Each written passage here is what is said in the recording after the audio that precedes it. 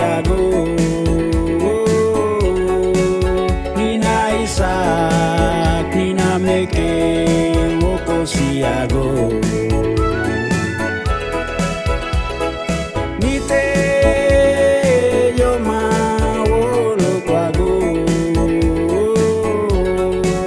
Nina Isak, Nina Meke, Wolo Kwago.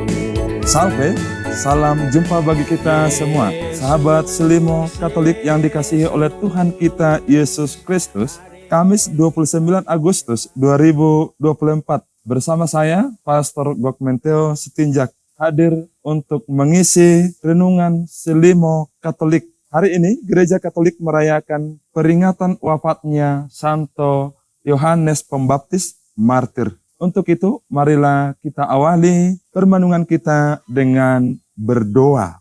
Marilah berdoa. Allah Bapa sumber kekuatan, Santo Yohanes Pembaptis, Engkau jadikan perintis jalan untuk kelahiran dan kematian putramu. Bantulah kami agar kami dapat tekun berjuang untuk mewartakan Injilmu, sebagaimana Santo Yohanes yang telah wafat sebagai martir kebenaran dan keadilan. Dengan pengantaran Yesus Kristus Putramu Tuhan kami, yang bersama dengan Dikau dan persatuan Roh Kudus, hidup dan berkuasa Allah sepanjang segala masa. Amin. Bapak, Ibu, Saudara-saudari, mari kita siapkan hati dan pikiran kita untuk mendengarkan sabda Allah. Tuhan bersamamu dan bersama rohmu. Inilah Injil suci menurut Markus. Dimuliakanlah Tuhan. Sebab Herodeslah yang menyuruh orang menangkap Yohanes dan membelenggunya di penjara demi Herodias, istri Filipus saudaranya. Karena Herodes telah mengambilnya sebagai istri. Sebab Yohanes berkali-kali menegur Herodes, tidak diperbolehkan bagimu mengambil istri saudaramu. Karena itu Herodias menaruh dendam pada Yohanes dan ingin membunuh dia, tetapi tidak dapat. Sebab Herodes segan kepada Yohanes karena ia tahu bahwa Yohanes orang yang benar dan suci, jadi ia melindunginya. Ketika ia mendengarkan Yohanes, hatinya selalu terombang-ambing, namun ia merasa senang juga mendengarkan dia. Tibalah kesempatan yang baik bagi Herodias ketika Herodes pada hari ulang tahunnya mengadakan perjamuan untuk pembesar-pembesarnya, perwira-perwiranya, dan orang-orang terkemuka di Galilea.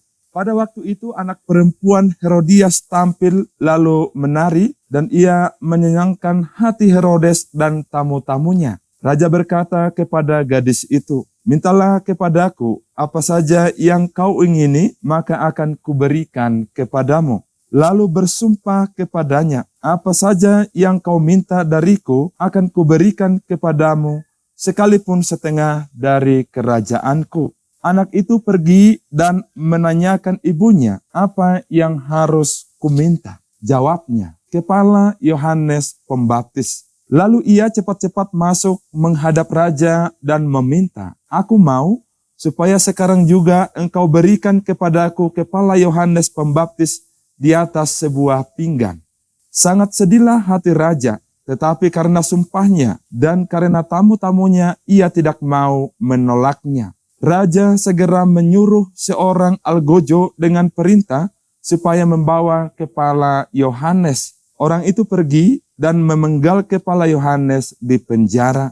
Ia membawa kepala itu di sebuah pinggan dan memberikannya kepada gadis itu, dan gadis itu memberikannya pula kepada ibunya. Ketika murid-murid Yohanes mendengar hal itu, mereka datang dan mengambil mayatnya, lalu membaringkannya dalam kuburan. Demikianlah sabda Tuhan. Saudara-saudari yang dikasihi oleh Tuhan kita Yesus Kristus, pokok permenungan kita hari ini adalah bersaksi itu esensi hidup orang beriman. Gereja Katolik memiliki panca tugas gereja, yaitu koinonia, liturgia, diakonia, dan martiria. Kelima panca tugas gereja menjadi tugas semua umat Katolik dalam seluruh kehidupan kita mewartakan kabar kebenaran sabda Tuhan. Pada awal kekristenan, kelima panca tugas ini dengan sangat baik dihidupi oleh umat perdana. Di dalamnya digambarkan bahwa hidup mereka sehati sejiwa dalam persekutuan, koinonia, dalam doa dan memecahkan roti, liturgia, berani konsisten mewartakan kebangkitan dan warta gembira, kerikma, berbagi bersama dan saling melayani, koinonia, serta memberikan kesaksian iman kepada yang lain, yakni martiria.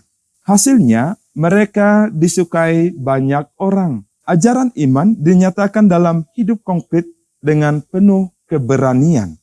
Kemartiran yang merupakan salah satu dari kelima panca tugas gereja itulah dalam bentuk lain yang dihidupi oleh Santo Yohanes Pembaptis semasa hidupnya di dunia ini. Dia tidak takut bersaksi atas imannya sampai ia dipenjara yang akhirnya mati di tangan pengawal Herodes setelah diminta oleh istrinya Herodias. Keberanian menderita ini tentu didapatkan oleh Yohanes dari Tuhan. Allah memanggil, Allah memilih Yohanes untuk tugas perutusan, yakni mempersiapkan jalan bagi Yesus Putra Allah dengan menyerukan pertobatan. Kebenaran Tuhan sudah menjadi bagian penting dari hidup Santo Yohanes. Maka dalam menghadapi Herodes dan Herodias istrinya, Yohanes tidak takut. Kelima panca tugas gereja adalah menjadi tugas kita semua umat gereja Katolik yang menjadi satu kesatuan untuk mewujudkan nilai-nilai kerajaan Allah di dunia ini. Dengan memperingati kematian Santo Yohanes Pembaptis hari ini, kita diingatkan kembali untuk bersaksi kepada dunia akan kebenaran sabda Allah. Allah bisa karena biasa, sebagaimana kata-kata Rasul yang mengatakan, mereka disukai semua orang, karena gereja dan umat hidup benar dan terpuji. Semoga Tuhan memberkati kita semuanya. Pax et bonum. Salam damai Kristus bagi kita semuanya. Bapak, Ibu, Saudara-saudari yang dikasihi oleh Tuhan kita Yesus Kristus, mari kita mohon kekuatan kepada Tuhan dengan berdoa. Marilah berdoa. Allah Bapa yang Maha Pengasih dan Penyayang, kami bersyukur kepadamu atas berkat yang kami rasakan di dunia ini. Engkau memanggil Santo Yohanes Pembaptis untuk memberi kesaksian nilai-nilai kerajaan Allah di dunia ini. Maka kami mohon kepadamu, bantulah kami untuk semakin berani memberi kesaksian hidup kami sebagai orang beriman yang baik dan benar di dunia ini. Dengan pengantaran Kristus Tuhan kami. Amin. Tuhan bersamamu dan bersama rohmu. Semoga Allah yang Maha Kuasa memberkati saudara-saudari dalam seluruh aktivitas kita hari ini, dalam nama Bapa dan Putra dan Roh Kudus. Amin. Marilah mewartakan sabda Tuhan. Syukur kepada Allah.